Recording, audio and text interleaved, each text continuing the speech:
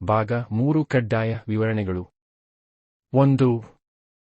ಮಾನವನಲ್ಲಿ ಲಿಂಗ ನಿರ್ಧರಣೆ. ಮಹಿಳೆಯ ಲಿಂಗ ವರ್ಣತಂತುಗಳು ಪರಿಪೂರ್ಣ ಜೋಡಿಯಾಗಿದ್ದು ಸಮಾನ ಗಾತ್ರ XX ವರ್ಣತಂತುಗಳಾಗಿವೆ.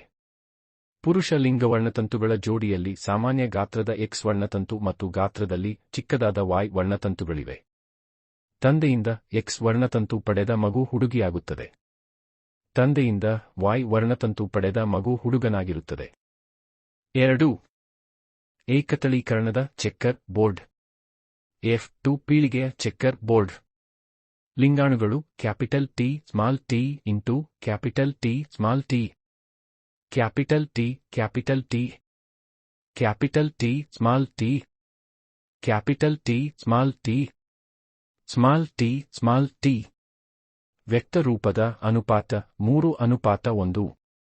ಜೀನ ರೂಪದ ಅನುಪಾತ 1:2:1. 3. ಸಸ್ಯ ಹಾರ್ಮೋನ್ಗಳ ಕಾರ್ಯಗಳು. ಆಕ್ಸಿನ್ ಹಾರ್ಮೋನ್ನ ಕಾರ್ಯ ಸಸ್ಯದ ಮೊಗ್ಗಿನ ತುದಿ ಮತ್ತು ಬೇರಿನ ತುದಿಗಳಲ್ಲಿ ಕಂಡುಬರುತ್ತದೆ. ಸಸ್ಯಗಳು ಉದ್ದ ಬೆಳೆಯಲು ಪ್ರಚೋದನೆ ನೀಡುತ್ತವೆ.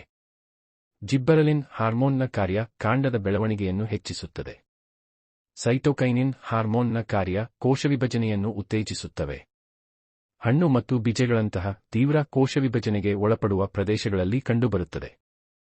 ಅಬ್ಸಿಸಿಕ್ ಆಮ್ಲ ಹಾರ್ಮೋನ್ನ ಕಾರ್ಯ ಬೆಳವಣಿಗೆಯನ್ನು ಕುಂಠಿತಗೊಳಿಸುತ್ತದೆ.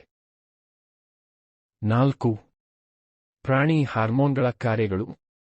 ಪಿಟ್ಯೂಟರಿ ಗ್ರಂಥಿ ಬಿಡುಗಡೆಗೊಳಿಸುವ ಹಾರ್ಮೋನ್ ಬೆಳವಣಿಗೆ ಹಾರ್ಮೋನ್. ಇದರ ಕಾರ್ಯ ಎಲ್ಲ ಅಂಗಗಳಲ್ಲಿ ಬೆಳವಣಿಗೆಯನ್ನು ಪ್ರಚೋದಿಸುತ್ತದೆ. ಥೈರಾಯ್ಡ್ ಗ್ರಂಥಿ ಬಿಡುಗಡೆಗೊಳಿಸುವ ಹಾರ್ಮೋನ್ ಥೈರಾಕ್ಸಿನ್ ಹಾರ್ಮೋನ್. ಇದರ ಕಾರ್ಯ ದೇಹದ ಬೆಳವಣಿಗೆಗಾಗಿ ಚಯಾಪಚಯ ಕ್ರಿಯೆಯ ವೇಗವನ್ನು ನಿಯಂತ್ರಿಸುವುದು. ಮೇದೋಜೀರಕ ಗ್ರಂಥಿ ಬಿಡುಗಡೆಗೊಳಿಸುವ ಹಾರ್ಮೋನ್ ಇನ್ಸುಲಿನ್ ಹಾರ್ಮೋನ್. ಇದರ ಕಾರ್ಯ ರಕ್ತದಲ್ಲಿನ ಸಕ್ಕರೆಯ ಮಟ್ಟವನ್ನು ನಿಯಂತ್ರಿಸುತ್ತದೆ. ವೃಷಣಗಳು ಗ್ರಂಥಿ ಬಿಡುಗಡೆಗೊಳಿಸುವ ಹಾರ್ಮೋನ್ ಟೆಸ್ಟೋಸ್ಟಿರಾನ್ ಹಾರ್ಮೋನ್.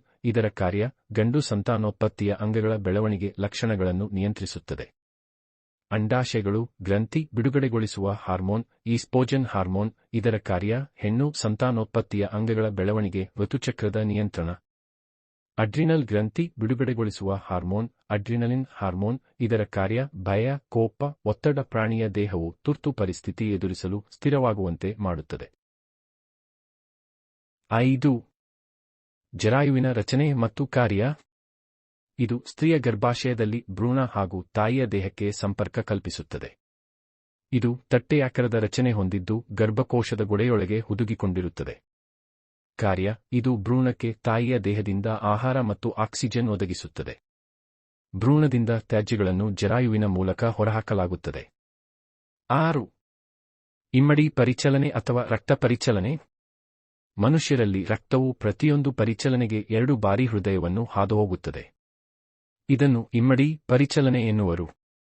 ಅಪಧಮನಿಗಳು ರಕ್ತವನ್ನು ಹೃದಯದಿಂದ ದೇಹದ ವಿವಿಧ ಅಂಗಗಳಿಗೆ ಕೊಂಡೊಯ್ಯುತ್ತವೆ. ರಕ್ತವು ಹೆಚ್ಚು ಒತ್ತಡದಿಂದ ಹೊರಹೊಮ್ಮುವುದರಿಂದ ದಪ್ಪವಾದ ಸ್ಥಿತಿಸ್ಥಾಪಕ ಭಿತ್ತಿಯನ್ನು ಹೊಂದಿವೆ. ಅಭಿಧಮನಿಗಳು ವಿಭಿನ್ನ ಅಂಗಗಳಿಂದ ರಕ್ತವನ್ನು ಸಂಗ್ರಹಿಸಿ ಹೃದಯಕ್ಕೆ ಮರಳಿ ತರುತ್ತವೆ. ರಕ್ತವು ಒತ್ತಡದಲ್ಲಿರುವುದಿಲ್ಲ, ಆದರೆ ಕವಾಟಗಳನ್ನು ಹೊಂದಿವೆ. ಈ ಕವಾಟಗಳು ರಕ್ತವು ಕೇವಲ ಒಂದು ದಿಕ್ಕಿನಲ್ಲಿ ಹರಿಯಲು ಬಿಡುತ್ತವೆ. ಲೋಮನಾಳಗಳು ಅತ್ಯಂತ ಸಣ್ಣ ನಾಳಗಳು 1 ಜೀವಕೋಶದಷ್ಟು ದಪ್ಪ ಭಿತ್ತಿಯನ್ನು ಹೊಂದಿದ್ದು ಇದನ್ನು ಲೋಮನಾಳ ಎನ್ನುವರು. 7. ವಾಯುವಿಕ ಮತ್ತು ಅವಾಯುವಿಕ ಉಸಿರಾಟ. ವಾಯುವಿಕ ಉಸಿರಾಟ ಆಕ್ಸಿಜನ್ ಉಪಸ್ಥಿತಿಯಲ್ಲಿ ನಡೆಯುತ್ತದೆ. ಮೈಟೋಕಾಂಡ್ರಿಯಾದಲ್ಲಿ ನಡೆಯುತ್ತದೆ. ಹೆಚ್ಚು ಶಕ್ತಿ ಬಿಡುಗಡೆಯಾಗುತ್ತದೆ. ಅಂತಿಮ ಉತ್ಪನ್ನಗಳು ಕಾರ್ಬನ್ ಡೈಆಕ್ಸೈಡ್ ನೀರು. ಅವಾಯುವಿಕ ಉಸಿರಾಟ ಆಕ್ಸಿಜನ್ ಅನುಪಸ್ಥಿತಿಯಲ್ಲಿ ನಡೆಯುತ್ತದೆ. ಈಸ್ಟ್ ಕೋಶಗಳಲ್ಲಿ ನಡೆಯುತ್ತದೆ.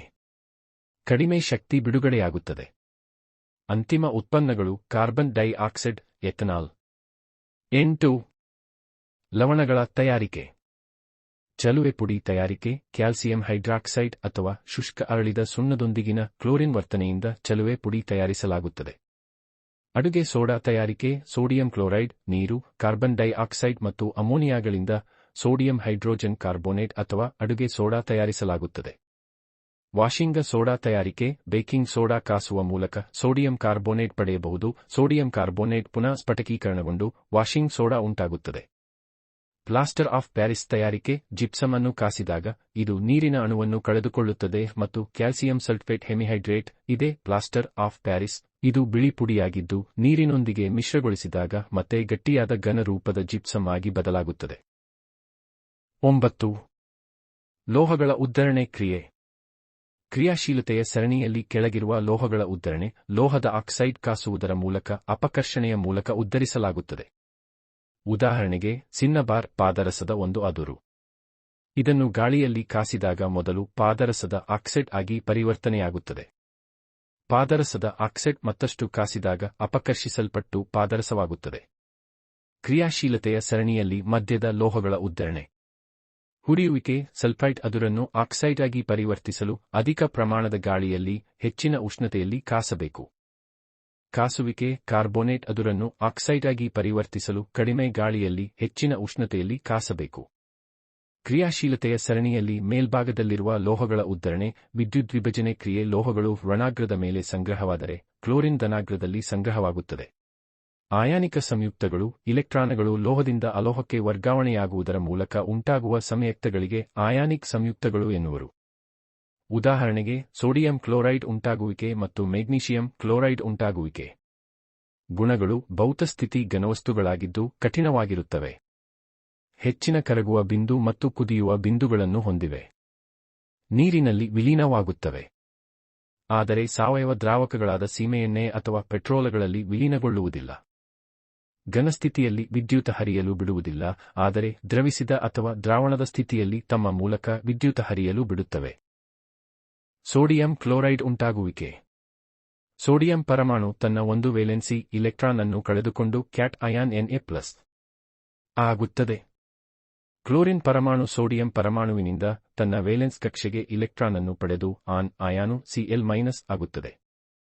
ಈ ಎರಡು ವಿರುದ್ಧ ಆವೇಶವುಳ್ಳ ಪರಮಾಣುಗಳು ಪರಸ್ಪರ ಆಕರ್ಷಿಸುತ್ತವೆ ಮತ್ತು ಅವುಗಳ ನಡುವೆ ಬಲವಾದ ಸ್ಥಾಯಿ ವಿದ್ಯುತ್ತಿನ ಆಕರ್ಷಣೆಯ ಬಲದಿಂದ ಒಟ್ಟಿಗೆ ಹಿಡಿದು ಸೋಡಿಯಂ ಕ್ಲೋರೈಡ್ ಅಣುವು ಉಂಟಾಗುತ್ತದೆ. Magnesium chloride ಉಂಟಾಗುವಿಕೆ. ಮೆಗ್ನೀಸಿಯಂ ಪರಮಾಣು ತನ್ನ ಎರಡು ವೇಲೆನ್ಸಿ ಇಲೆಕ್ಟ್ರಾನ್ಗಳನ್ನು ಕಳೆದುಕೊಂಡು ಕ್ವಾಟ್ ಅಯಾನ್ Mg2+ ಆಗುತ್ತದೆ. ಎರಡು ಕ್ಲೋರಿನ್ ಪರಮಾಣುಗಳು ಮೆಗ್ನೀಸಿಯಂ ಪರಮಾಣುವಿನಿಂದ ತನ್ನ ವೇಲೆನ್ಸ್ ಕಕ್ಷೆಗೆ ಇಲೆಕ್ಟ್ರಾನ್ ಅನ್ನು ಪಡೆದು ಆನಾಯಾನುಗಳು 2Cl- ಆಗುತ್ತವೆ. ಈ ವಿರುದ್ಧ ಆವೇಶವುಳ್ಳ ಪರಮಾಣುಗಳು ಪರಸ್ಪರ ಆಕರ್ಷಿಸುತ್ತವೆ ಮತ್ತು ಅವುಗಳ ನಡುವೆ ಬಲವಾದ ಸ್ಥಾಯಿ ವಿದ್ಯುತ್ತಿನ ಆಕರ್ಷಣೆಯ ಬಲದಿಂದ ಒಟ್ಟಿಗೆ ಹಿಡಿದು ಮೆಗ್ನೀಸಿಯಂ ಕ್ಲೋರೈಡ್ ಅಣುವು ಉಂಟಾಗುತ್ತದೆ. ನೈಸರ್ಗಿಕ ವಿದ್ಯಮಾನಗಳು. ಬೆಳಕಿನ ವರ್ಣವಿಭಜನೆ. ಬಿಳಿಯ ಬಣ್ಣವು ಅದರ ವಿಭಿನ್ನ ಬಣ್ಣಗಳ ಘಟಕಗಳಾಗಿ ವಿಭಜನೆ ಹೊಂದುವುದನ್ನು ಬೆಳಕಿನ ವರ್ಣವಿಭಜನೆ ಎನ್ನುವರು. ಕನಿಷ್ಠವಾಗಿ ಬಾಗುವ ಬಣ್ಣ ಕೆಂಪು ಮತ್ತು ಗರಿಷ್ಠವಾಗಿ ಬಾಗುವ ಬಣ್ಣ ನೇರಳೆ. ಸೂರ್ಯೋದಯದ ಕಾಲದಲ್ಲಿ ಸೂರ್ಯನು ಕೆಂಪಾಗಿ ಆದರೆ ಮಧ್ಯಾಹ್ನದಲ್ಲಿ ಬೆಳ್ಳಗೆ ಕಾಣಲು ಕಾರಣ ತಿಳಿಸಿ. ಸೂರ್ಯನ ಬಣ್ಣ. ಸೂರ್ಯೋದಯದ ಸಂದರ್ಭದಲ್ಲಿ ಬೆಳಕು ವಾತಾವರಣದಲ್ಲಿ ಹೆಚ್ಚು ದೂರ ಕ್ರಮಿಸುತ್ತದೆ. ಕಡಿಮೆ ತರಂಗದೂರವುಳ್ಳ ಬಣ್ಣಗಳು ಚದುರಿಹೋಗಿ ಹೆಚ್ಚು ತರಂಗದೂರವುಳ್ಳ ಕೆಂಪು ಬೆಳಕು ನಮ್ಮ ಕಣ್ಣಿಗೆ ತಲುಪುತ್ತದೆ. ಆದ್ದರಿಂದ ಸೂರ್ಯನು ಕೆಂಪಾಗಿ ಕಾಣುತ್ತಾನೆ.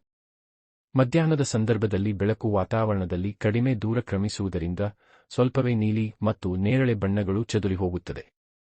ಆದ್ದರಿಂದ ಸೂರ್ಯನು ಬೆಳ್ಳಗೆ ಕಾಣುತ್ತಾನೆ. ನಿಸರ್ಗದಲ್ಲಿ ಕಾಮನಬಿಲ್ಲು ಉಂಟಾಗುವುದನ್ನು ವಿವರಿಸಿ. ಕಾಮನಬಿಲ್ಲು ಮಳೆಯ ನಂತರ ಆಕಾಶದಲ್ಲಿ ಕಾಣುವ ನೈಸರ್ಗಿಕ ರೋಹಿತವಾಗಿದೆ. ಯಾವಾಗಲೂ ಕಾಮನಬಿಲ್ಲು ಸೂರ್ಯನ ವಿರುದ್ಧ ದಿಕ್ಕಿನಲ್ಲಿ ಉಂಟಾಗುತ್ತದೆ. ಇದು ವಾತಾವರಣದಲ್ಲಿರುವ ಅತಿ ಸಣ್ಣ ನೀರಿನ ಹನಿಗಳಿಂದ ಉಂಟಾಗುವ ಸೌರಕಿರಣಗಳ ವರ್ಣವಿಭಜನೆಯಾಗಿದೆ.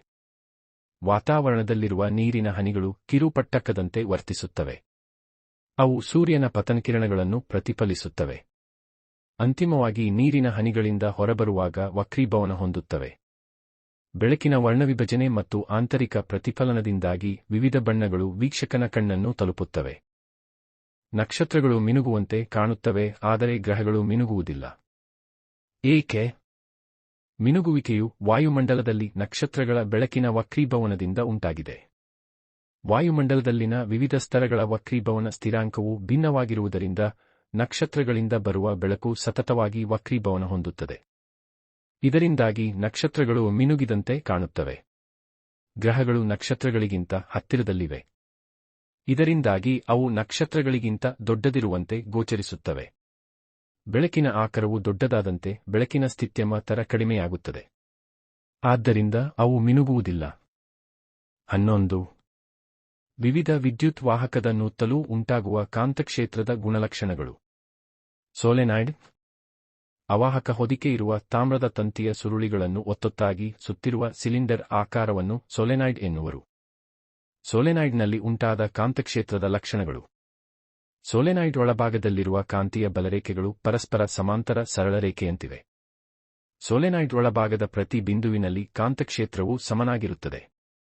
ಆದ್ದರಿಂದ ಹೆಚ್ಚು ಕಾಂತಕ್ಷೇತ್ರವು ಹೊಂದಿರುವ ಸೋಲೆನಾಯ್ಡ್ನ ಒಳಭಾಗದಲ್ಲಿ ಒಂದು ಕಾಂತೀಯ ವಸ್ತುವಾದ ಮೆದು ಕಬ್ಬಿಣವನ್ನು ಇರಿಸಿ ಕಾಂತವನ್ನಾಗಿಸಲು ಉಪಯೋಗಿಸಬಹುದು. ಇದನ್ನು ವಿದ್ಯುತ್ಕಾಂತ ಎನ್ನುವರು. ಸೋಲೆನಾಯ್ಡ್ನಲ್ಲಿ ಕಾಂತಕ್ಷೇತ್ರ ಹೆಚ್ಚು ಮಾಡುವ ವಿಧಾನಗಳು. ವಿದ್ಯುತ್ ಪ್ರವಾಹದ ಪ್ರಮಾಣವನ್ನು ಹೆಚ್ಚಿಸುವುದು. ಸುರುಳಿಯ ಸುತ್ತುಗಳ ಸಂಖ್ಯೆ ಹೆಚ್ಚಿಸುವುದು. ಗೃಹಬಳಕೆಯ ವಿದ್ಯುತ್ ಮಂಡಲದಲ್ಲಿ ಓವರ್ಲೋಡ್ ತಪ್ಪಿಸಲು ಯಾವ ಮುನ್ನೆಚ್ಚರಿಕೆ ಕ್ರಮಗಳನ್ನು ತೆಗೆದುಕೊಳ್ಳಬೇಕು. ವಿದ್ಯುತ್ ಮಂಡಲದಲ್ಲಿನ ಸಜೀವ ಮತ್ತು ತಟಸ್ಥ ತಂತಿಗಳು ನೇರ ಸಂಪರ್ಕಕ್ಕೆ ಬರಬಾರದು. ತಂತಿಗಳ ಮೇಲಿನ ಅವಾಹಕ ಹೊದಿಕೆಗೆ ಹಾನಿಯಾಗಬಾರದು. ವಿದ್ಯುತ್ ಉಪಕರಣಗಳಲ್ಲಿ ದೋಷವಿರಬಾರದು. ಹಲವು ಉಪಕರಣಗಳನ್ನು ಒಂದೇ ಸಾಕೆಟ್ಗೆ ಜೋಡಿಸಬಾರದು. ವಿದ್ಯುತ್ ಮಂಡಲದಲ್ಲಿ ಸೂಕ್ತ ದರದ ಫ್ಯೂಸ್ ಬಳಸುವುದು. ವಾಹಕವೊಂದರ ರೋಧವು ಅವಲಂಬಿಸಿರುವ ಅಂಶಗಳನ್ನು ತಿಳಿಸಿ. ವಾಹಕದ ಉದ್ದ. ವಾಹಕದ ಅಡ್ಡಕೊಯ್ತ. ವಸ್ತುವಿನ ಪ್ರಾಕೃತಿಕ ಗುಣ. ವಸ್ತುವಿನ ತಾಪ.